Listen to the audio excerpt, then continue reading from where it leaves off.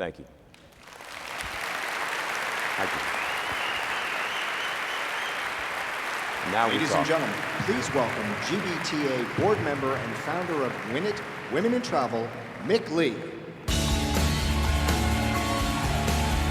Hi.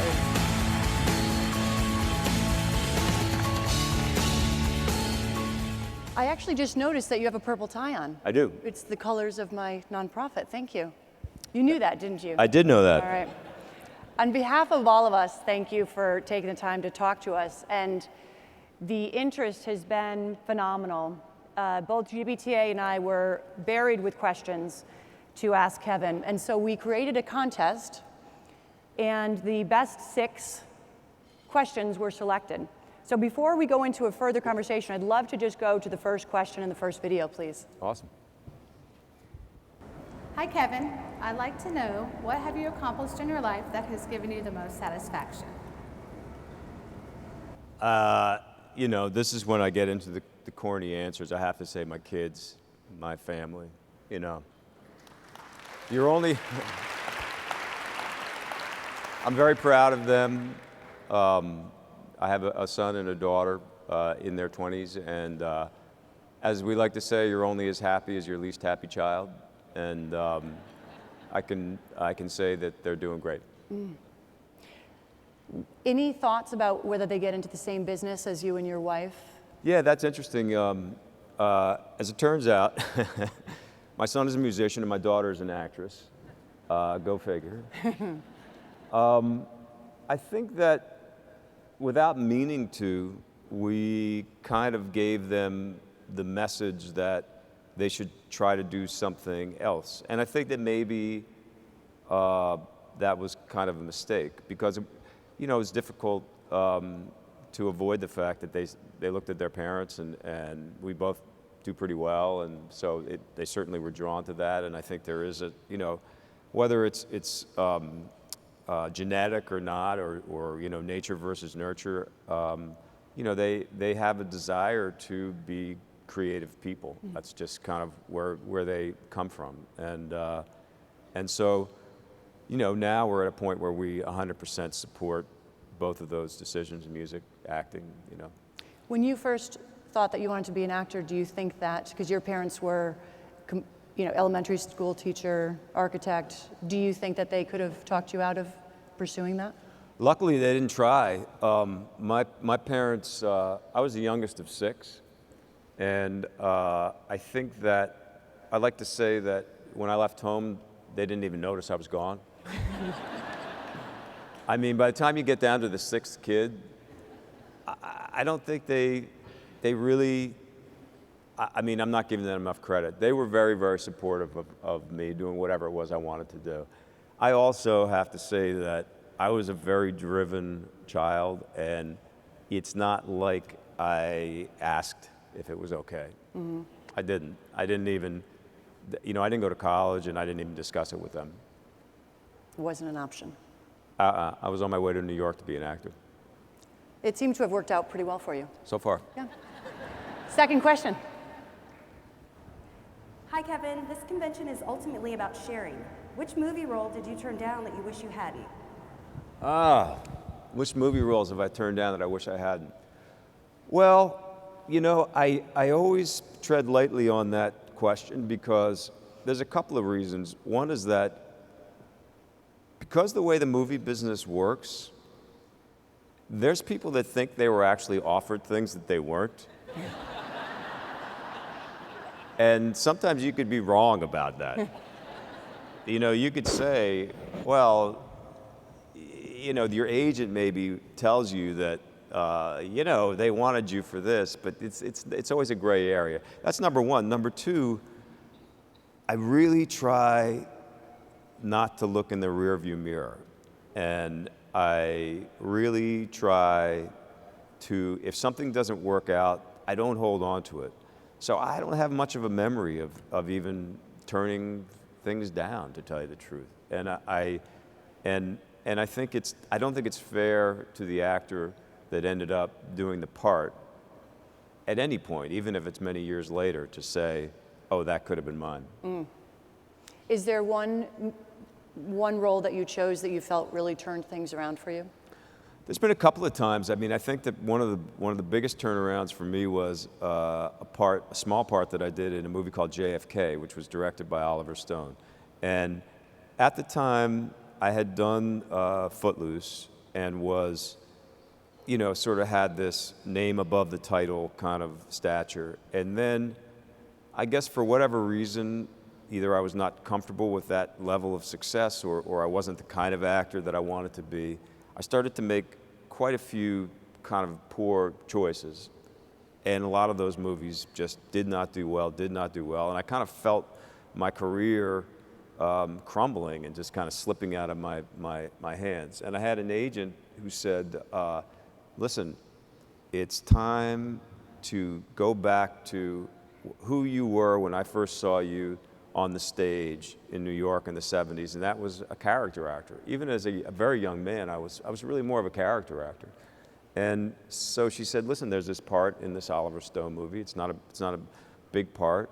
And Oliver sat down, he said, can you be transformative? Can you become this kind of fascist male prostitute, lunatic? And I said, yeah, and sure. And it definitely, I felt things take a turn. Let's go to the next question. Sure. Hey Kevin, I'm wondering, if someone were to make a movie about your life, who would play you? Wow, who would play me in my... Well, it's got to be somebody like really young, right? I mean, I don't know. I mean, if it was about my life, oh gosh. I don't know. I mean, you know who I've always thought, people have told me this, I've always felt like Ethan Hawke and I should play brothers. We never have. And, but I would never ask Ethan to play me. That'd just be embarrassing for him. I don't know. I don't have an answer for that one. Sorry. Hugh Jackman? Hugh Jackman. A little bit? Maybe. Could be? Sure. The hair, definitely. Next question. Hi, Kevin. I have a question for you. What's your favorite song that you sing with the Bacon Brothers? Right now we're doing a song that is an old song of mine I've called Old Guitars. And the funny thing about this song is that when I wrote the song probably, I don't know, 20 years ago, and we started playing it again. When I first started writing songs, I tended to use a lot more words. And that's because I had a better memory and was actually able to remember the words. So now we start playing it again, and I think it's a song that involves a lot of rock and roll references. I've crammed like probably, I don't know, 41 or 45 rock references into this song. And sometimes we're playing it live and I go, man, I really hope I can get, but the good news about this is that the hook is do do do do do do do do do do do do, just doo-doos. So if you get to the hook, then I'm solid. Then you're good. It's just getting there that sometimes is a little bit tough. I read recently that your brother had referenced the fact that you're writing more songs now than he is. Well, that's actually a sort of an old quote because I've just hit a writer's block, which has been an interesting kind of adjustment for me. The last probably year or so I've had, but up until that point, that's true, I did write a lot. And I think he also often likes to point that out, and part of the reason that he likes to point that out is because he's a composer and for films and television, and writes scores and teaches composing. People always assume that he's the songwriter and that I'm just kind of the, puppet. And so he likes to point out that I also write, I think. More than arm candy. Exactly, arm candy. Okay, next question. Hi, Kevin. So with every project that you do, whether it's your acting or your charitable initiatives, obviously there's a lot of travel involved. So today, sitting before you are representatives across the entire travel industry. If you could tell them one thing to change about the traveler experience, what would it be?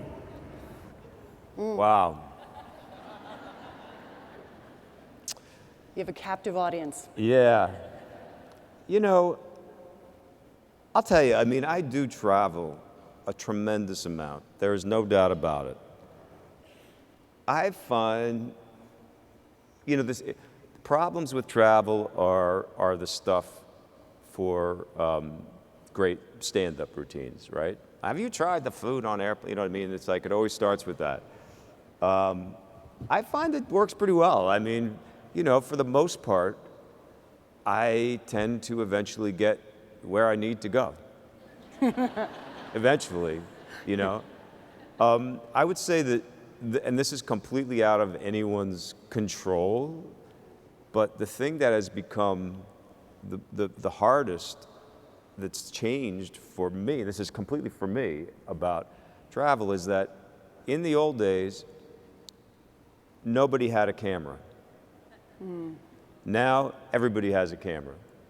So that makes life, for me, a little bit more challenging. And I completely get it, and I think that this idea of, you know, here we are talking about hashtag sharing. You want to take the picture because you want to share it, you know, and that, I understand that. But it can be a challenge. Is there anywhere that you can go on the planet where you're not recognized and you can just relax and be yourself and not worry about all that? In my apartment. Gotcha.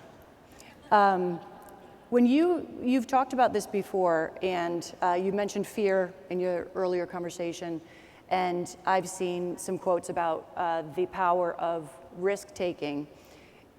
Was there some point that you felt more comfortable taking risks, or were you comfortable taking risks from day one? I really feel like risk-taking is a very, very important part of being a creative person. It is for me. And I think that, first off, I think that to even choose this kind of a life is a risky thing. And, you know, even if I really wasn't aware of it, because I was so kind of had my eye on the ball, you know, but I had almost nothing, you know, just a suitcase, and, you know, came to New York and started working as a busboy, and even though I wasn't really aware of the risks involved, but it was a risky situation. And I think that I'm drawn to those things that feel a little dangerous, you know, that feel a little bit, I think it's really good to have butterflies. I think as a creative person, it's good to have butterflies, you know, even when you get super comfortable with where you're at, you know, whether it's your work or financially, it's always good to put yourself in a situation where you can get the butterflies, because that's what gives you that feeling of adrenaline to, you know, overcome something, or to fail at something, and then failure is a learning situation. Let's go to the next question. Hi, Kevin. I'm curious, what's still left on your bucket list? Left on my bucket list? Is there anything left that you haven't done?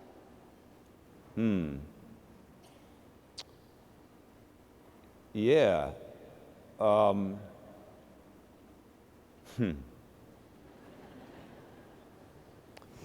I guess there's a lot of things. I mean,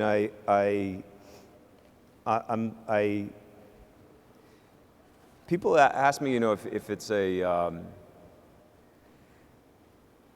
if there's a feeling of starting to want to, I don't know, sort of slow down, do less work, you know, take a look back. And I feel like there's so many more experiences that I have. I mean, I think my bucket list would be really long in terms of directors that I want to work with, actors that I want to work with, places that I want to see, and experiences to have. You know, I don't want to put any pressure on anybody, but, you know, I guess being a grandparent would be on my bucket list.